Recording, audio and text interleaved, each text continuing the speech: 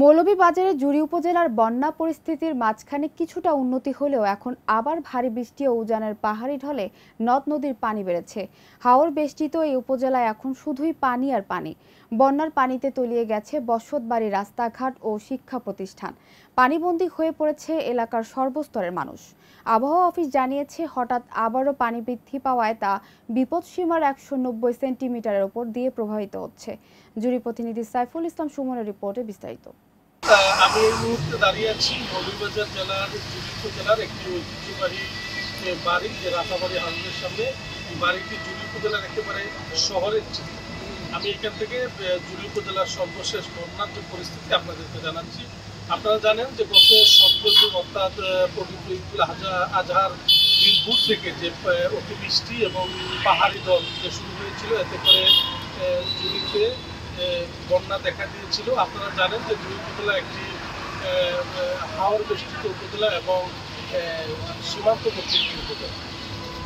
এই বন্যায় জুড়ী উপজেলার প্রায় 50,000 মানুষ কিন্তু পানিবদ্ধ হয়েছিল এবং 60 থেকে 65টি গ্রাম পানিবদ্ধ হয়েছিল।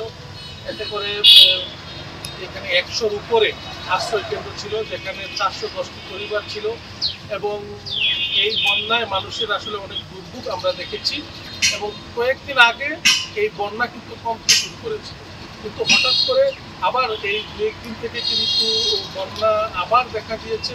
বিশেষ করে বৃষ্টি এবং পাহাড়ি দলের কারণে আবারও এই গ্রামগুলো আবারও প্লাবিত হয়েছে এবং 15 লক্ষাধিকের উপরে মানুষ কিন্তু আবারও পানিবন্দী হয়েছে। আপনাদেরকে জানিয়ে রাখছি যে পানি উন্নয়ন বোর্ড আমাদেরকে জানিয়েছিল যে জুড়ী নদীর যে পানি, এটি কিন্তু বিপদসীমার 209 সেন্টিমিটারে ছিল, যা কিন্তু নেমে 160-এ এসেছিল। কিন্তু আবারও পানি বৃদ্ধি পাওয়ার কারণে এখন বিপদসীমার 190 সেন্টিমিটার উপর দিয়ে কিন্তু জুড়ী নদীর পানি প্রবাহিত হচ্ছে। এবং আমাদেরকে উপজেলা প্রশাসন যেমনটি জানিয়েছিলেন যে পানি কমতে শুরু করায় অনেক পরিবার কিন্তু আশ্রয় কেন্দ্র থেকে তাদের নিজ বাড়িতে যাচ্ছিলেন এবং অবস্থান করছিলেন। এতে করে এই পর্যন্ত আমাদের 26টি আশ্রয় কেন্দ্রে 166টি পরিবার বিভক্ত হয়েছে।